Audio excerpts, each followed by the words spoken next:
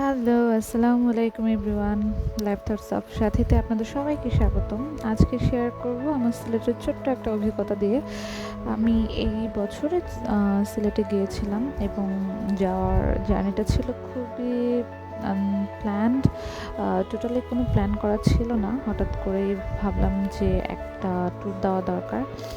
তো রাতের বাস ধরে সিলেটে চলে আসি এবং সিলেটে আমি যেখানে উঠি সেটা হচ্ছে পর্যটন মোটেল।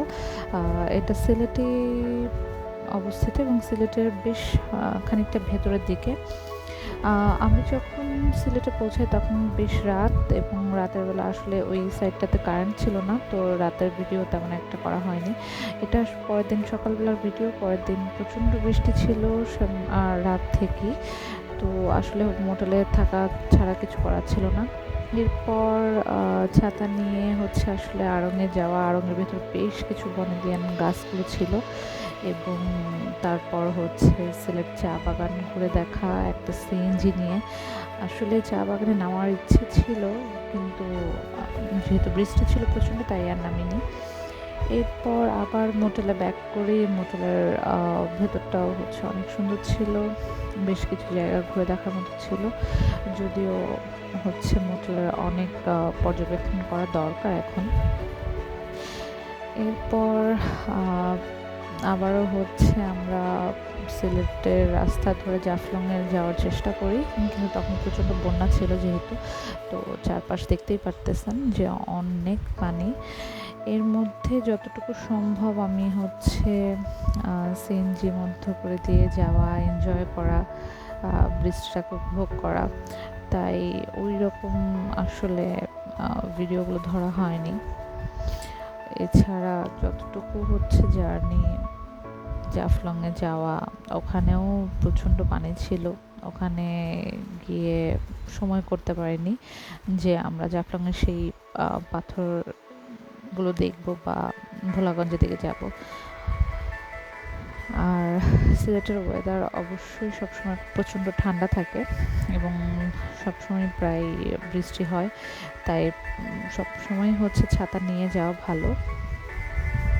আর সিলেটের রাস্তাগুলো যদি বলি, দুই পাশে যে পানি ছিল এগুলো সবই বন্যার পানি দেখতে পাচ্ছেন।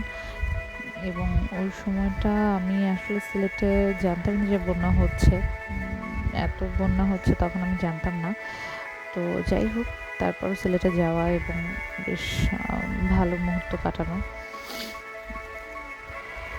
মোটেলে আসলে থাকার পর 2 দিন মোটেলে ছিলাম এবং এরপর ভাবলাম যে না, সুইচ করা দরকার। তখন সিলেট শহরের দিকে একটা হোটেলে উঠলাম আমি এবং ওখানে যাওয়ার পর আশেপাশে ভালোই সিলেট শহরটাকে উপভোগ করেছিলাম। এরপর যদি বলি সিলেট শহরে যখন আমি উঠলাম, তো সিলেট শহরে আশপাশ ঘুরে দেখা হয়েছে। সিলেটের পানসি রেস্টুরেন্টে খাওয়া হয়েছে। ওদের খাবারের কথা আমি যদি বলি,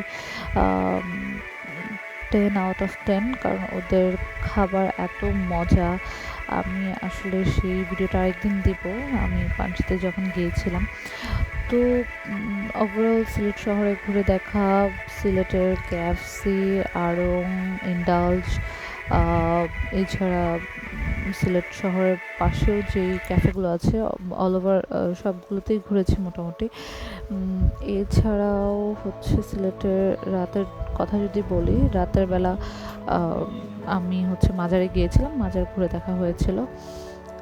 আর এছাড়া ওদের ব্রিজ দেখেছিলাম।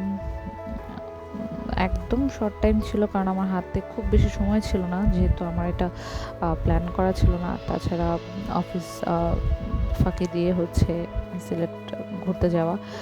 তো ওভারঅল যতটুকু আমার অভিজ্ঞতা বলবো যে সিলেট আসলে আমার বেশ পছন্দের এবং বেশ ভালো লাগার একটা জায়গা। যারা আসলে প্রকৃতির শান্তি খুঁজতে চায় তারা সিলেটে অবশ্যই যেতে পারে এবং সিলেটে গেলে আমার মনে হয় যে সবারই মন মানসিকতা ঠান্ডা এবং শীতল হয়ে যায়। তো এই ছিল আমার ওভারঅল ছোট্ট একটা ভিডিও সিলেট নিয়ে।